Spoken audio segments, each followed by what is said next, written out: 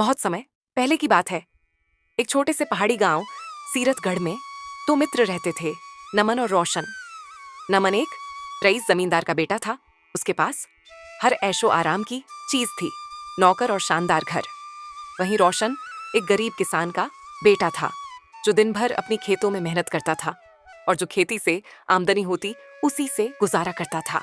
नमन और रोशन की दोस्ती गहरी थी। इतने अलग होने के बावजूद वे एक दूसरे से बिछड़ नहीं सकते थे। नमन ने अपनी अमीरी कभी भी दोस्ती के बीच में नहीं आने दी। वही रोशन नमन को जंगलों, चट्टानों और गुफाओं के रोमांचक रास्ते दिखाता, जिसे देख के नमन को बहुत ही आश्चर्य होता था कि अगर रोशन ये सब नहीं दिखाता तो मैं तो कुछ देख ही नहीं पाता, वही घर की चारदीवारी में कैद रहता। मित्र, अगर तुम ये सब नहीं दिखाते तो मैं ये सब तो देख ही नहीं पाता। कैसी बात कर रहे हो नमन? मैं तुम्हारा मित्र किस काम आऊंगा जो तुम्हें जंगल, पहाड़ और ये कठिन रास्ते नहीं दिखा पाया।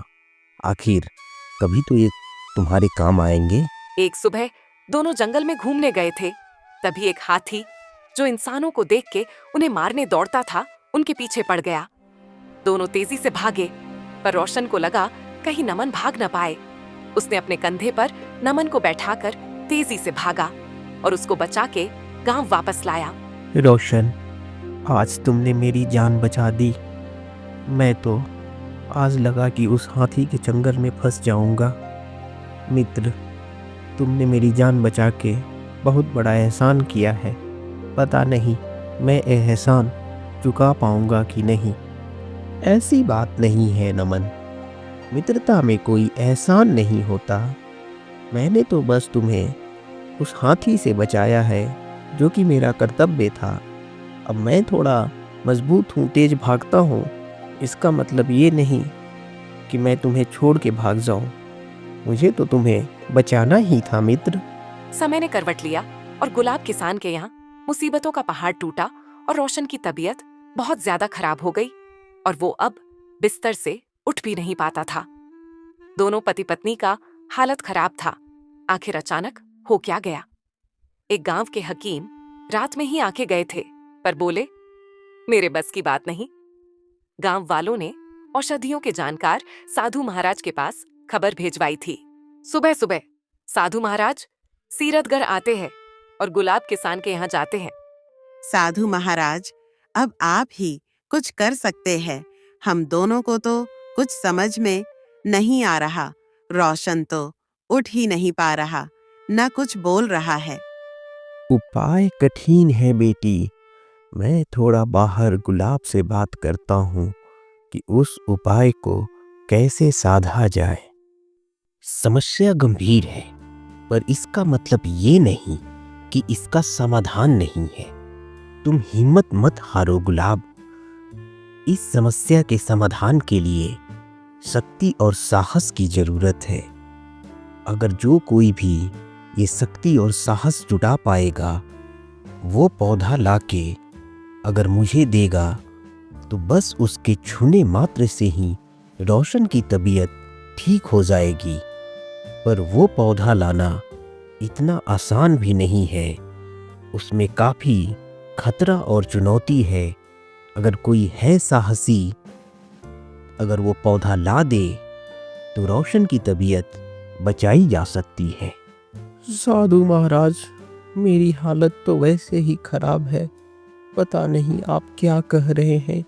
कहाँ से पौधा लाना है, मुझे तो कुछ समझ में नहीं आ रहा है। तभी नमन भी अपने दोस्त के यहाँ आता है। मैं जाऊंगा वो पौधा लाने, चाहे वो कितना भी दूर क्यों न हो।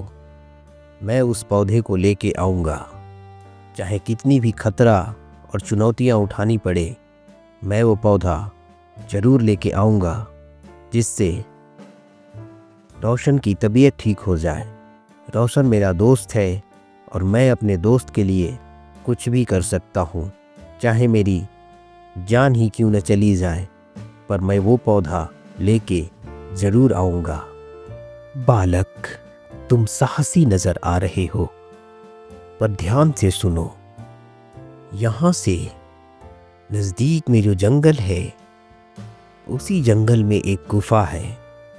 उसी गुफा के रास्ते से तुम्हें प्रवेश मिलेगा, और अगर तुम गुफा के द्वार में प्रवेश करने में सफल हो गए तो उस पौधे के पास तुम अपने आप चले जाओगे, और वो नीले कलर का पौधा तुम्हें चमकता हुआ वहाँ दिखेगा, और तुम्हें लेके आना है उस पौधे को। और वो पौधा मात्र छूने से ही रोशन फिर से उठ खड़ा होगा। इसके सिवा और कोई दूसरा उपाय नहीं है। ठीक है साधु महाराज, मेरे पिताजी के पास पुरानी तलवार पड़ी हुई है। मैं उस तलवार को लेके उस जंगल में जाऊंगा। मैं भी तो देखूं कितना खतरा और कितनी चुनौतियां हैं जो मेरे दोस्त के जान से ज़्यादा बढ़ के हैं। मैं ज़रूर उस पौधे को लेके आऊंगा। मैं क्या सुन रहा हूं? तुम जंगल में जा रहे हो कोई औषधि का पौधा लाने। तुम्हें जाने की क्या जरूरत? मानता हूं वो तुम्हारा दोस्त है, पर तुम नौकर रामू को भेज दो। अपना जान जोखिम में क्यों डाल रहे हो? तुम हमारे वारिस हो। मैं दादाजी की तलवार लेके जाऊंगा पिताजी, आप चिंता मत कीजिए। मैं ज़रूर वो पौधा लेके आऊंगा। जब तक दादाजी की तलवार मेरे हाथ में रहेगी, मेरा कोई कुछ नहीं बिगाड़ सकता।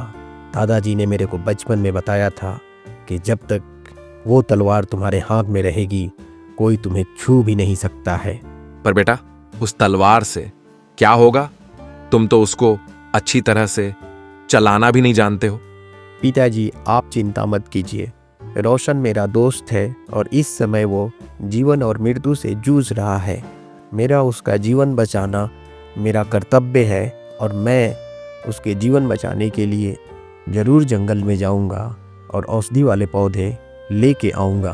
दादाजी आप जहाँ कहीं भी हो, मुझे आशीर्वाद दीजिए। मैं ये तलवार लेके जा रहा हूँ और मैं अपने कार्य में सफल होके लौटूं। नमन तलवार लेके जंगल की तरफ चल देता है, और साधु महाराज ने जैसा बताया था चलते चलते उस गुफा के पास पहुंचता है। तभी ऊपर से एक आवाज आती है, क्या तुम सचमुच अपने मित्र की जान बचाने आए हो या अंदर छुपे खजाने को लेने आए हो? ध्यान रहे, तुम्हारा सामना राक्षस से हो सकता है। क्या तुम तैयार हो? मैं अपने दोस्त की जान बचाने आया हूँ। अब मेरा सामना राक्षस से हो या किसी से हो, मुझे कोई डर नहीं है और मुझे खजाने का कोई लालच नहीं है। तभी गुफा का दरवाजा खुल जाता है और गुफा के अंदर से एक राक्षस बाहर निकलता है। बिना उस प्रश्न के उत्तर दिए तुम आगे नहीं बढ़ सकते हो मानुस। तुम उस प्रश्न का अगर सही उत्तर दे दोगे तो मैं भी मुक्त हो जाऊंगा, मैं भी मुक्त हो जाऊंगा मानुस। कैसा प्रश्न? कौन सा प्रश्न? कौन पूछेगा मेरे से प्रश्न? तुम सामने से हटो राक्षस। अभी प्रश्न आएगा, अभी प्रश्न आएगा। अगर परिवार को छोड़ दिया जाए तो उसके बाद जीवन में कौन से दो संबंध सबसे ऊपर है जिन पर आज तक इस संसार को नाज है? मित्रता और गुरु शिष्य का संबंध, जिस पे इस संसार को नाज है। सबसे सही समय कौन सा है? वर्तमान समय ही सही समय है। तुमने दोनों प्रश्न के सही उत्तर दिए हैं।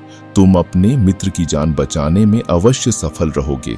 ध्यान रहे, आगे भी कठिन प्रश्नों से गुजरना पड़ सकता है। नमन तलवार लेके गुफा के अंदर प्रवेश करता है। सीधा वही पहुंचता है जहां औषधि वाला पौधा था और जैसा साधु महाराज ने बताया था। यही नीले कलर का औषधि पौधा है। अभी मैं तोड़ लेता हूँ और इसे लेके चलता हूँ। तुम तभी औषधि से गुण इस पौधे को हाथ लगा सकते हो जब तुम अपनी कोई प्यारी चीज का त्याग करोगे। नमन ने तुरंत अपने पूर्वजों की तलवार को त्याग दिया और औषधि वाले पौधे को तोड़ लिया और बिना समय गवाए अपने दोस्त की जान बचाने अपने गांव की तरफ वो पौधा लेके चल दिया। नमन रोशन के घर पहुंचता है साधु महाराज।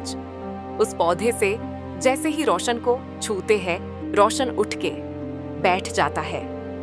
सब लोग आश्चर्यचकित हो जाते हैं। साधु महाराज की जय हो।